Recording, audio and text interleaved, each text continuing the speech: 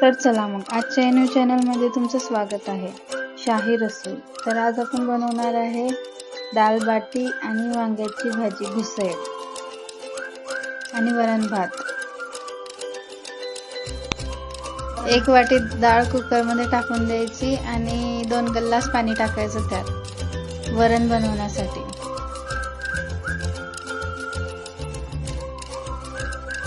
त्याच्या 4 शिट्ट्या होऊ द्यायच्या.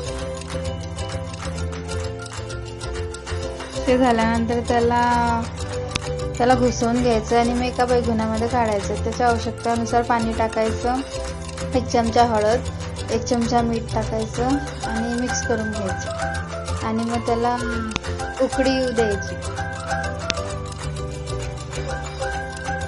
1 वाटी तांदूळ धुवून घ्यायचे आणि त्याला कुकरमध्ये टाकून द्यायचे. 2 वाटी पाणी टाकायचं त्यात आणि 1 चमचा मीठ टाकायचं.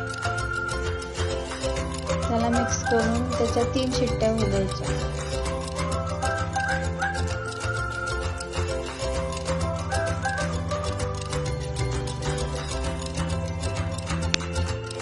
अर्धा किलो वांगे त्यांना चिरून घ्यायचं आणि धुवून सण्या कुकरमध्ये टाकून द्यायचं.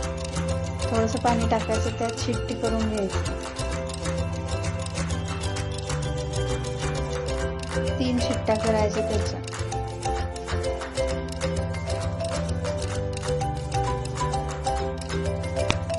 आणि मग त्याला घुसवून घ्यायचं.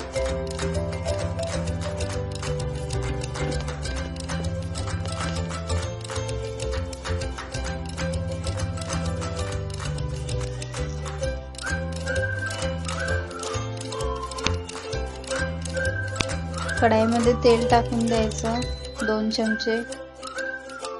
त्याला तापू द्यायचं. मग त्यानंतर त्यात मोहरी टाकायची, जिरं टाकायचं, कढीपत्ता टाकायचं, लसूण अद्रकची पेस्ट टाकायची,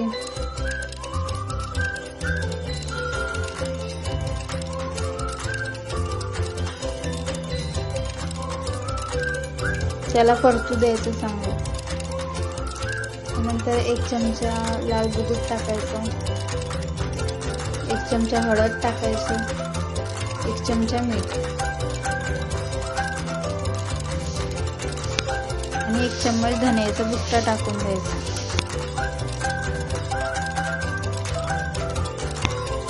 चांगलं चाय करून द्यायचं. थोडंसं पाणी टाकायचं चाय करण्याच्या आधी आणि मग त्याच्यामध्ये जे आपण घुसवले वांगे होते ते टाकून द्यायचे. त्याला मिक्स करून घ्यायचं छान.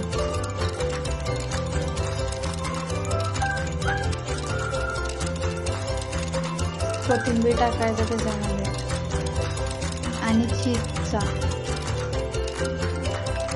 थोडासा गूळ टाकायचा आणि मग त्याला मिक्स करून घ्यायचं.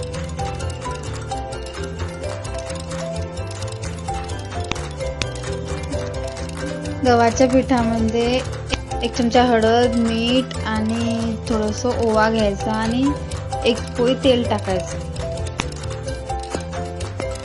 त्याला चांगलं मिक्स करून घ्यायचं.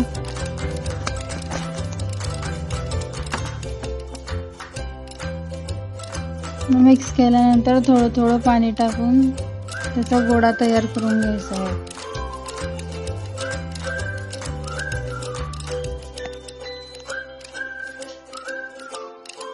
गोळा तयार असा झाला पाहिजे. मग त्यानंतर त्याचे छोटे छोटे गोळे करायचे.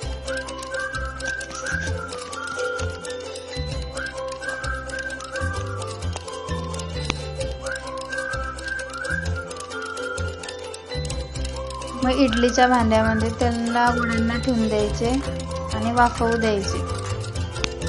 वाफवल्यानंतर त्यांना काटून घ्यायचे छोटे छोटे पीसेसमध्ये आणि मग कढाईमध्ये तेल टाकायचं.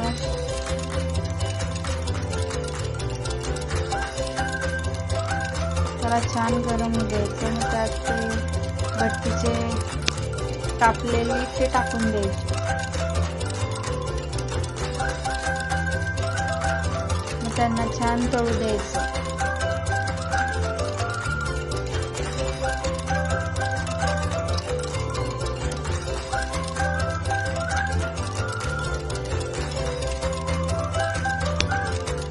चांगले गोल्डन झाले की मग त्यांना काढून घ्यायचे.